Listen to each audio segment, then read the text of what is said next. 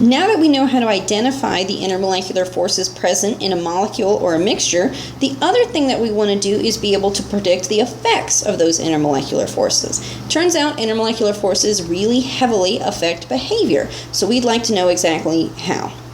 Now the first thing we can look at is how intermolecular forces affect mixtures. And basically what they do is determine which things will mix and which things will not mix. Oops. Very, very simple thing. Two rules we need to remember. One is like dissolves like.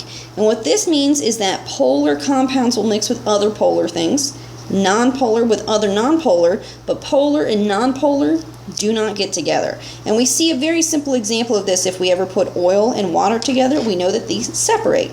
And that's because oil tends to be nonpolar and water is polar.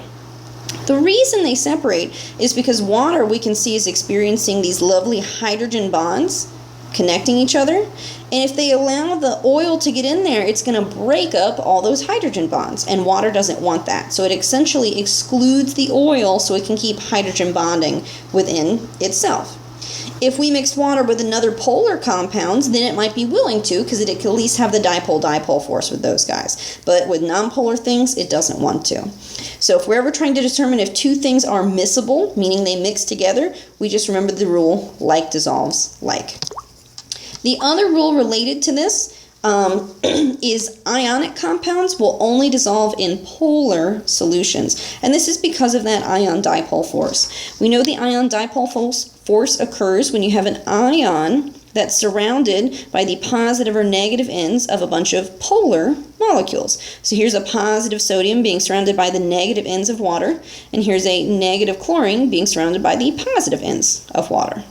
Well, because this only exists in mixtures of ionic and polar things, those are the only two things that will combine.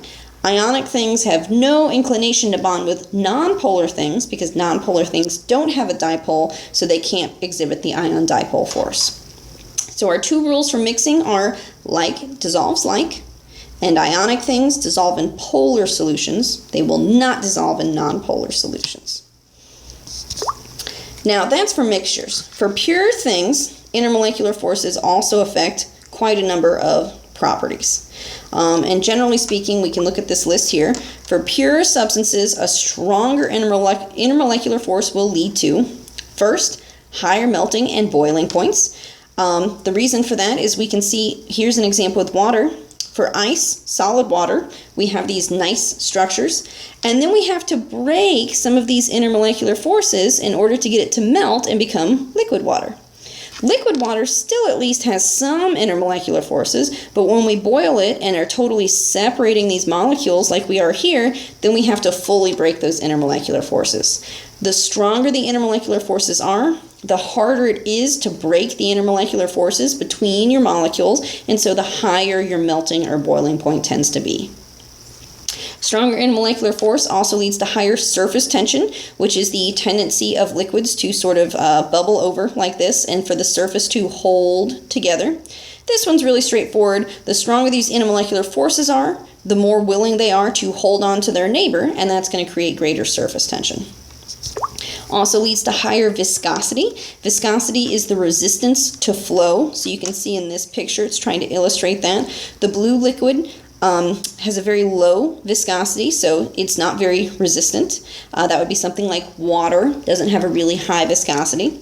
Whereas here, in the red, that is a high viscosity substance, and we can see that this ball is taking a much longer time to drop through it. It's resisting the flow a lot more. So that would have a high viscosity. That's things like maple syrup or honey, or things like that. Again, this makes sense because the stronger your intermolecular force, the more your molecules want to hold together, and therefore the more resistant they will be to flowing because they're trying to all stay together. Next, higher or stronger intermolecular force actually leads to a lower rate of vaporization. That makes sense. If it's harder to get atoms or molecules to separate like this, it's going to take longer for it to vaporize, so your rate will be lower. So that goes right along with the fact that it has a higher boiling point. Very similar, lower vapor pressure.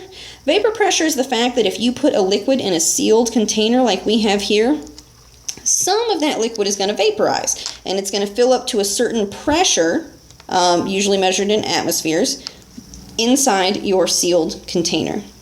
Well, if you have strong intermolecular forces, it's really hard for those gas molecules to escape, so you're going to have a very low pressure in your container. If you have weak intermolecular forces, then this liquid doesn't mind letting some of those gas particles go, and it builds up a higher vapor pressure. So overall, stronger intermolecular force gives you higher melting boiling points, higher surface tension, higher viscosity, lower rate of vaporization, lower vapor pressure. So all we really need to do is kind of do what we did before, determine intermolecular forces, and then apply that information. One way that we can do this is by looking at miscibility. Determine whether each pair of substances forms a homogeneous solution. If they do, what are the strongest intermolecular forces involved? So for each one, first we ask ourselves, okay, polar, nonpolar, and then we look at the various intermolecular forces. So for this one, we can see we have two compounds composed only of carbon and hydrogen, which means they are both nonpolar. Since they're both nonpolar, and the rule is like dissolves like, yes, they will mix together, and the strongest force there is going to be dispersion, because that's the only force nonpolar molecules or atoms have. Second one we can do quickly. We know this guy right here, only carbon and hydrogen, is going to be nonpolar. Water we don't even have to draw out. We know automatically he's polar all the time. He's our go-to polar solvent. Polar and nonpolar, like dissolves like, so they will not mix. They do not like each other. Next one, we do have to do a little bit of work. We know water is going to be polar, but if we look at this guy, we may not be sure. So we need to draw his Lewis structure.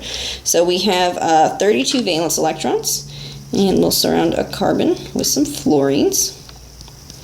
I used, oops, that's an F. I used up 8. So I'm going to have 2, 4, 6, 8, 10, 12, 14, 16, 18, 20, 22, 24, plus my original 8, that's 32. So if I look at this guy, I can say, okay, since these are Fs, I'm not drawing very well. This guy has all the same exterior atoms and no lone pairs on the central carbon, therefore he is nonpolar. This guy's nonpolar, water is polar. These will not mix. Last one. As soon as we see LIF, it's got a metal in there, we know this guy is ionic, so we know he's only going to mix if he has a polar friend.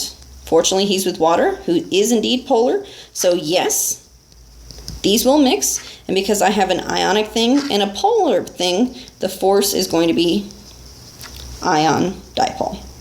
So basic idea is figure out if they're polar or nonpolar, or if you have an ionic compound, see who he's paired with, and remember the rules, like dissolve like, and ionic and polar go together. The other types of problems we can do are deciding who has higher boiling point, melting point, viscosity, all these types of things, and really all you have to do is look at what intermolecular force each has, and then decide which one is stronger. So over here, water, we know water has dispersion because everything does. It also is polar, so it must have dipole-dipole, and it has hydrogen attached to oxygen, so it has the H bond. C3H8 here, just carbons and hydrogens, he's going to be nonpolar, so he only has dispersion. So water here has the stronger intermolecular forces, and therefore he is going to have the higher boiling point. Stronger intermolecular force, higher boiling point. Same thing here. Here we have CH4 versus NaCl. CH4 is going to be nonpolar. Now NaCl, we should recognize him as ionic. So this one's a little tricky.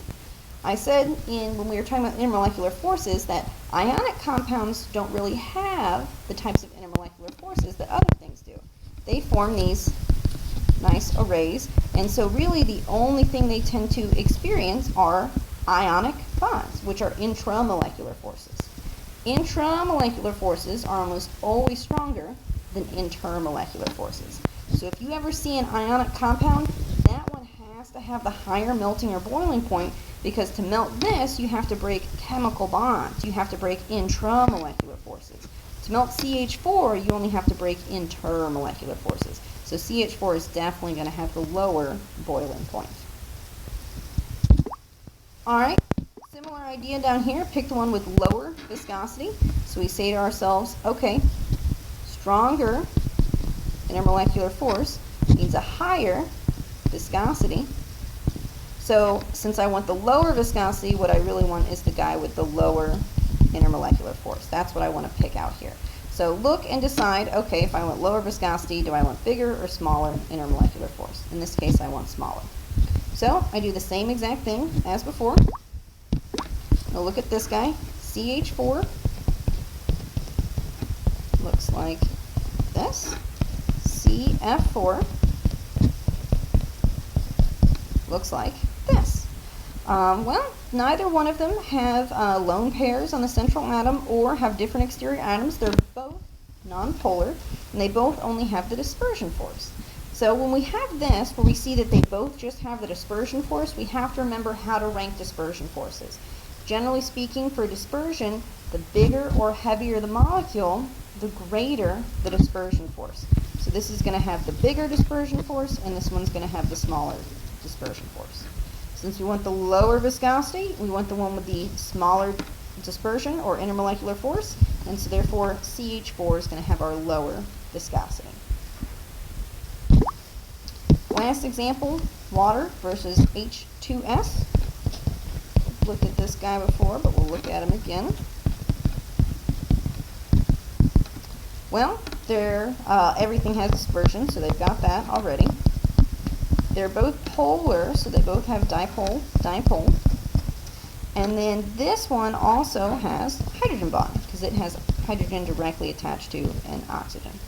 So overall, this guy must have the stronger intermolecular forces, because he's at hydrogen bonding. But I want the lower viscosity. I want the one with lower intermolecular force, so that's going to be him. H2S is going to have the lower viscosity. Every time, I just need to look at my intermolecular forces, think about how it correlates to the property it's asking me about, and then I can pick my answer.